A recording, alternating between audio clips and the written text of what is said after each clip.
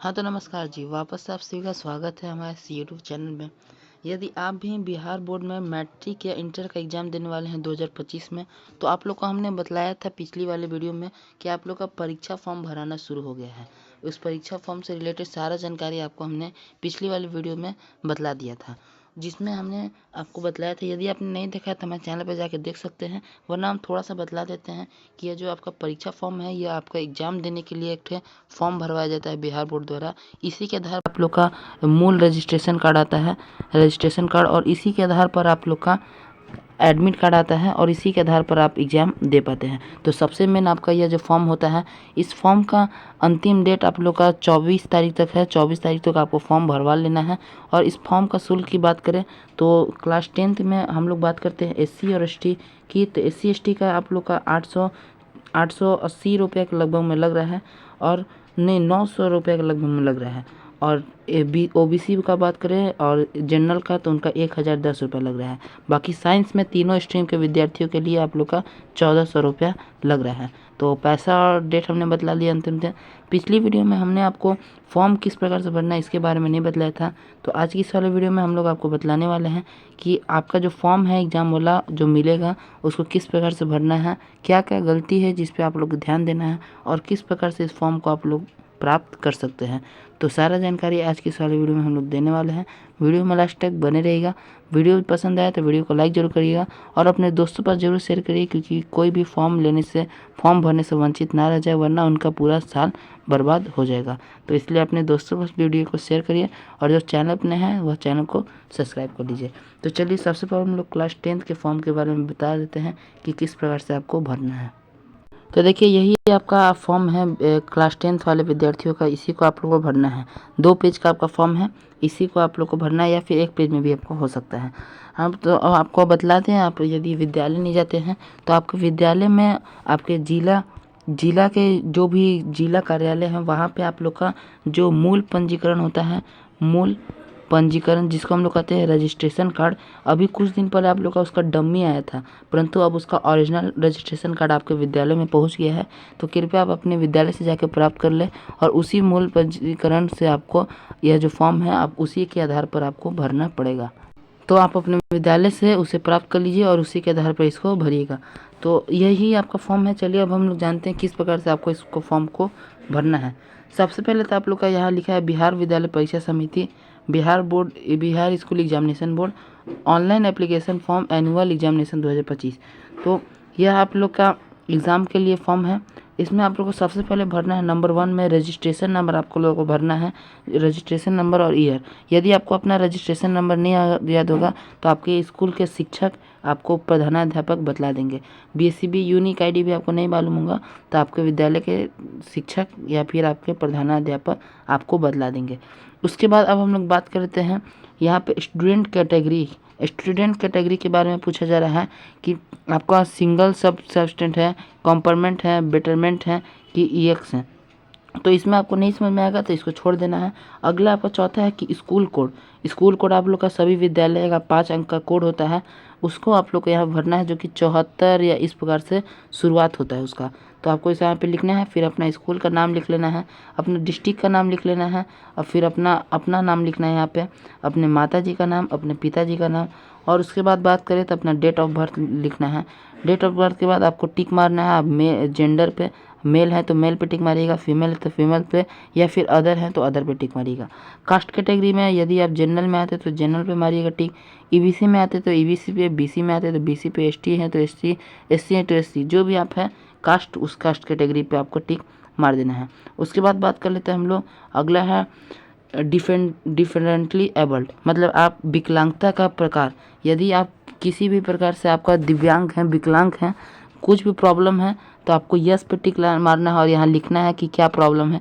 यदि आपको कुछ भी प्रॉब्लम नहीं है तो नो पे टिक मार दीजिएगा, फिर लिखने का कोई ज़रूरत नहीं है आपको। फिर उसके बाद आपको नेशनलिटी में इंडियन मान लेना है, और यदि अदर्स में है तो अदर्स में आपको लिखना होगा जो भी अदर्स होंगे। रिलीजन में आपका कौन सा धर्म है तो यहाँ पे धर्म के नाम दिए गए हिंदू, इस्लाम, सिख, जैन, बुद्ध, क्रिश्चियन। अदर्स में होंगे तो अदर्स में। तो इतना आप लोग का समझ में आ गया। अब आपको मेन चीज़ यहाँ पे समझना है, ये जो आपका 16 नंबर दिया गया है यहाँ पे आपको अपना आधार नंबर भरना है। ठीक, आधार नंबर है। अब आगे 17 नंबर में देखिएगा तो 17 नंबर में बहुत सारे बच्चे यहाँ पे विद्यार्थी का हस्ताक्षर लिखा गया है, तो इस पर अपना सिग्नेचर कर देते हैं, परंतु ऐसा गलती आप करिएगा तो आपका फॉर्म रद्द हो जाएगा। क्योंकि आप यहाँ पे 16 नंबर में कहा जा रहा है कि यदि आपके पास आधार कार्ड है तो अपना आधार नंबर भरिए, यदि आधार नंबर नहीं है तब जाके आपको ये जो 17 नंबर है इसमें आपको टिक मारना है। तो आपको यदि आधार नंबर है तो यहाँ पे टिक मारने का भूल मत करिएगा, अगर आधार नंबर नहीं है तब भले आपको यहाँ पे 17 नंबर में टिक मारना है, ठीक है। उसके बाद बात करना है आपका एरिया वेयर इज इंस्टीट्यूटेड मतलब आप गांव में रहते हैं तो रूरल पे टिक मारिएगा, शहर में रहते हैं तो अर्बन पे टिक मारिएगा। अगला आपका सब डिवीज़न, आप लोग का डिवीज़न गांव का एरिया का नाम लिखना होगा, अपना मोबाइल नंबर लिखना होगा, यहाँ पे ईमेल आईडी लिखना होगा, स्टूडेंट्स का नाम यहाँ पे हिंदी में, फिर अपने माता जी का नाम हिंदी में भरना है आपको, फिर अपना पिताजी का नाम यहाँ पे हिंदी में भर देना है। उसके बाद आपको अगला पेज पे आना है। अगला पेज में आपका अपना एड्रेस यहाँ पे इंग्लिश में भरना है। फिर आपको अपना मैटरनल स्टेटस भरना है, यदि आपका शादी हो गया है तो आपको मैरिड पे टिक मारना होगा, यदि शादी नहीं हुआ है तो यहाँ पे आपको अनमैरिड पे टिक मारना होगा। और यहाँ पे आपको वर्ड में भी लिखना होगा, यदि मैरिड है तो यहाँ पे मैरिड लिखना होगा, वरना अनमैरिड है तो यहाँ अनमैरिड लिखना होगा। उसके बाद है आप लोग का 27 नंबर में आप लोग का बैंक अकाउंट नंबर पूछ रहा है, जो कि आपको ज़रूरी नहीं है। जिस चीज़ में यह स्टार बनाया हुआ है यह सब आपका ज़रूरी नहीं है, मन है तभी आप दीजिएगा। तो अपना बैंक अकाउंट नंबर यहाँ आपको भरना है, IFSC कोड भरना है आपको बैंक अकाउंट का। उसके बाद बैंक अकाउंट का ब्रांच का नाम लिखना है, बैंक और ब्रांच का नाम, कहाँ पे वह बैंक है। फिर अपना 2 आइडेंटिफिकेशन मार्क डालना है, जो कि आपका चेहरा में कटा छटा तिल उल जो भी 2 निशानी होगा वो दोनों को लिख देना होगा यहाँ पे आपको। फिर उसके बाद है कि मीडियम ऑफ अपियरेंस, आप किस माध्यम में एग्जाम देंगे। यदि आपको इंग्लिश में अपना पेपर लिखना है तो इंग्लिश पे टिक मारिएगा, हिंदी में लिखना है तो हिंदी पे टिक मारिएगा। फिर अगला है आपका विजुअली इम्पायर्ड, तो इसमें आपको यस या नो जो भी होंगे आपको मानना होगा। उसके बाद है पूर्ववर्ती कंपार्टमेंटल एकल अंग्रेजी एवं सुमित कोटि छात्र निम्नलिखित भरे। आपका पहले का एग्ज़ाम में आप फेल हो चुके हैं तब आपको यहाँ पे भरना होगा। यदि आपका पहला एग्ज़ाम है आप फेल नहीं हुए हैं, बहुत सारे बच्चे थे एक बार फेल हो गए फिर दोबारा एग्ज़ाम दे रहे हैं, तो वैसे बच्चों को इसमें अपना पहले वाला का रोल नंबर भरना है। यदि आप पहली बार एग्ज़ाम दे रहे हैं तो वैसा कुछ आपको भरना नहीं है। अगला बात करें तो आपको 34 नंबर में सब्जेक्ट डिटेल भरना है। तो आप जो सब्जेक्ट लिए, जैसे पहला मेन इंडियन लैंग्वेज में यदि आप हिंदी लिए तो हिंदी पे टिक मारिएगा, उर्दू लिए तो उर्दू पे, या फिर बांग्ला मैथिली जो लिए होंगे उस पर टिक मारना है, जो चारों में से कोई एक पे। दूसरा आपका सेकेंड इंडियन लैंग्वेज, इसमें यदि आप हिंदी लिए हैं तो इसमें आप संस्कृत पे, नॉन हिंदी पे, अरबिक किसी भी मार सकते हैं। उर्दू लिए हैं तो कुछ भी आप जो भी लिए हैं सेकेंड इंडियन लैंग्वेज में उस पर टिक मारना है। फिर कंपल्सरी सब्जेक्ट में तो आप math, science, social science, English, ये तो आपका अनिवार्य है, इसमें आपको कोई छेड़छाड़ नहीं है, चारों पे टिक मारना होगा। फिर आपका है उसके बाद यदि आप किसी भी प्रकार से दृष्टिबाधित हैं, दृष्टिबाधित मतलब कि देखने में आपको दिक्कत है, तो होम साइंस की जगह पे, मैथ की जगह पे आपका होम साइंस होगा, तो यहाँ पे टिक मारिएगा। यदि दृष्टिबाधित नहीं है तो इसे आपको छोड़ देना है। उसके बाद अगला ऑप्शनल में यदि आप कोई सब्जेक्ट लिए हैं ऐच्छिक विषयों में तो आपको इसमें से जो सब्जेक्ट लिए होंगे उस पर टिक मारना होगा। उसके बाद बात करें आपका तो व्यावसायिक शिक्षा अंतर्गत निम्न पठन पाठन व्यवस्था के लिए प्रत्येक जिले को चिन्हित किया गया है और पोर्टल पर वेबसाइट किया गया है। तो इसमें आप लोग को आपके शिक्षक से आप पूछ लीजिएगा, या आपको नहीं भरना है तो अपने शिक्षक से पूछ लीजिएगा। अब यहाँ अपने पेरेंट्स का सिग्नेचर, यहाँ पे अपना हिंदी में सिग्नेचर, यहाँ पे अगला इंग्लिश में सिग्नेचर, बाकी आगे आपका टीचर्स हेड मास्टर यहाँ पे सिग्नेचर कर देंगे। तो इस प्रकार से आपका क्लास 10th का फॉर्म भराने वाला है, आप लोग को इस प्रकार से भर देना, क्या क्या गलती नहीं करना है हमने आपको बतला दिया। अब हम लोग फटाफट से चलते हैं क्लास 12th के फॉर्म को फिल करने वक्त। अब बात करते हैं हम लोग इंटर वाले की। तो इंटर वाले का देख लिया फॉर्म बड़ा है थोड़ा सा, क्योंकि इनके सब्जेक्ट भी ज़्यादा होते हैं, इसलिए इनका फॉर्म भी बड़ा है, 4 पेज के लगभग में फॉर्म इंटर वाले का है। तो इनके फॉर्म की बात करें तो बिहार एग्जामिनेशन बोर्ड सबका लिखा है। इन लोगों का बस यहाँ पे फैकल्टी आपका देखिए, तीनों आपका जो स्ट्रीम है साइंस कॉमर्स आर्ट्स, तीनों में सब चीज़ सेम है, A to Z चीज़ आपका सेम होने वाला है। खाली यहाँ पे फैकल्टी आपका साइंस कॉमर्स आर्ट्स लिखा होगा और आपका सब्जेक्ट में चेंज करना होगा। तो हम खाली साइंस का बतला देते हैं, बाकी 2 का हम बतला देंगे कि किस प्रकार से आपको डाउनलोड करना है, आप डाउनलोड कर लीजिएगा। तो इधर आप लोग पहले हम लोग साइंस के बारे में बतला देते हैं, इसी के आधार पर सब हो जाएगा, खाली आपको सब्जेक्ट अपना अपना चेंज कर लेना है। तो सबसे पहले आपको यहाँ फ़ोटो डालना है, यहाँ पे अपना सिग्नेचर मारना है। उसके बाद यह आपको रजिस्ट्रेशन नंबर नहीं मालूम है तो आपके शिक्षक बतला देंगे, BCB यूनिक ID आपके शिक्षक बताएंगे। स्टूडेंट कैटेगरी आपको लिखना होगा, ये रेगुलर है तो रेगुलर लिखना होगा, प्राइवेट है तो प्राइवेट लिखना होगा। उसके बाद स्कूल कोड अपना लिखना होगा, एक +2 कॉलेज कोड, फिर कॉलेज का नाम लिखना होगा, आपका डिस्ट्रिक्ट का नाम लिखना होगा, अपना नाम लिखना होगा, माता जी का नाम, पिता का नाम, फादर, डेट ऑफ बर्थ, फिर अपना मैट्रिक क्लास 10 का पासिंग बोर्ड का नाम लिखना होगा। मतलब मैट्रिक का एग्ज़ाम जो दिए थे तो किस बोर्ड से दिए थे, Bihar board, UP board, CBSE board, किस बोर्ड से दिए थे उसको यहाँ पे लिखना होगा। उसके बाद क्लास 10th का आपको रोल कोड लिखना होगा, रोल नंबर लिखना होगा और पासिंग ईयर लिखना होगा। जेंडर आपको मारना होगा, मेल पे मेल, फीमेल पे फीमेल, अदर्स पे अदर। कास्ट कैटेगरी में जो भी कास्ट से आप बिलोंग करते होंगे कास्ट मारना होगा।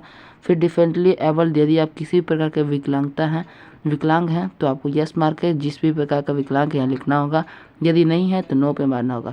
नेशनैलिटी आपको इंडियन मारना होगा। रिलीजन आपका जो भी धर्म है उस धर्म को आपको टिक मार देना है। अगला बात करें 18 नंबर में आपको यहाँ पे आधार नंबर अंकित करना है। यदि आपका आधार नंबर नहीं है, आधार नहीं बना है तो फिर यहाँ पे आपको सिग्नेचर करना होगा, वरना यहाँ पे सिग्नेचर करने का ज़रूरत नहीं है। उसके बाद बात करते हैं हम लोग 20 नंबर में, तो क्वालिफाई कोटि के द्वारा इंटरमीडिएट उत्तीर्ण परीक्षा द्वारा विवरण भरा जाएगा। मतलब आप पिछले साल फेल हो गए हैं तब एग्ज़ाम दे रहे हैं तो आपको यह विवरण भरना होगा, वरना छोड़ देना होगा। फिर अपना आप गांव से बिलोंग करते हैं तो रूरल मारना होगा, शहर से बिलोंग करते हैं तो अर्बन मारना होगा। उसके बाद अपना एरिया लिखना होगा, कहाँ से बिलोंग करते हैं डिवीज़न लिखना होगा, मोबाइल नंबर, ईमेल ID, फिर अपना हिंदी में नाम, अपनी माता का हिंदी में नाम, पिता का हिंदी में नाम, अपना इंग्लिश में एड्रेस लिखना होगा। उसके बाद आगे बात करें, आगे आप लोग को लिखना है मटेरियल स्टेटस, यानी कि शादीशुदा है तो मैरिड मारना होगा, अगर शादीशुदा नहीं है तो अनमैरिड मारना होगा। बैंक अकाउंट का डिटेल भरना है, IFSC कोड भरना है, ब्रांच नेम भरना है। ये तीनों ज़रूरी नहीं है, यदि आपको मन है तभी भरें।